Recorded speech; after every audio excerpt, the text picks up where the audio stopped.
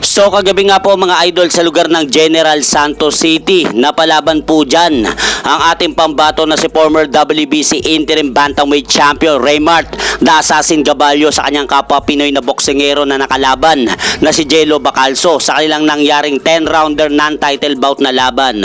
At sa laban na yan mga idol, tulad ng inaasahan ng karamihan, natatalunin lang ni Raymart Gaballo itong kanyang kalaban na si Jello Bacalso ng madali.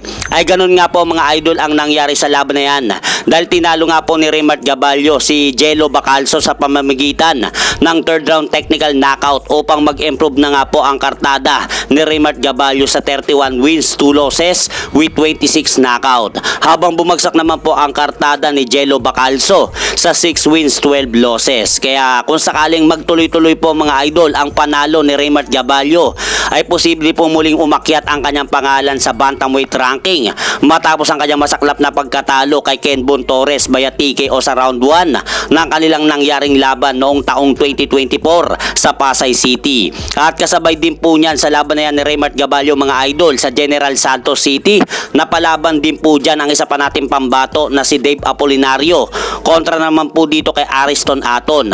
At ito nga pong naganap na laban na to mga idol, ginawang punching bag lang po ni Dave Apolinario ang kanyang kalaban kagabi, dahil mapapansin po natin na halos sinasalo lang po ni Ariston Aton ang mga kombinasyon na suntok na ibinabato sa kanya ni Dave Apolinario. Kaya sa naging laban na yan ni Dave Apolinario mga idol, wagi nga po ito via unanimous decision upang mag-improve na po ang kartada nito sa 22 wins, 2 losses with 14 knockout. Habang bumagsak naman po ang kartada ni Ariston Aton sa 9 wins, 18 losses. Kaya binabati po natin sina Raymart Gaballo at Dave Apolinario sa kanilang matagumpay na panalo kagabi sa lugar ng General Santos City. At sa kabilang banda naman mga idol, nagkita nga po sina Jimuel Pacquiao at ang dating nakalaban ng kanyang ama na si Eric El Terrible Morales sa ginanap na press conference nila David Benavides at Zurdo Ramirez.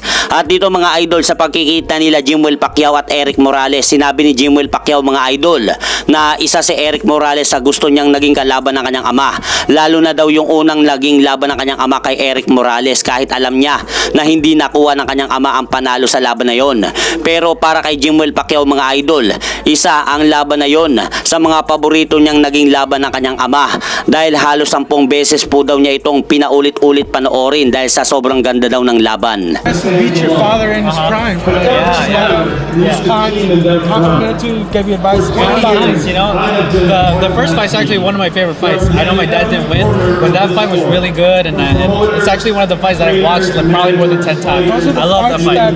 At hanggang dito na lang po muna ang aking update sa mga ganapan sa mundo ng boxing. At syempre mga idol, huwag nyo rin pong kalimutan, pakisuportahan nyo naman po muna ang ating munting channel. Maraming salamat po.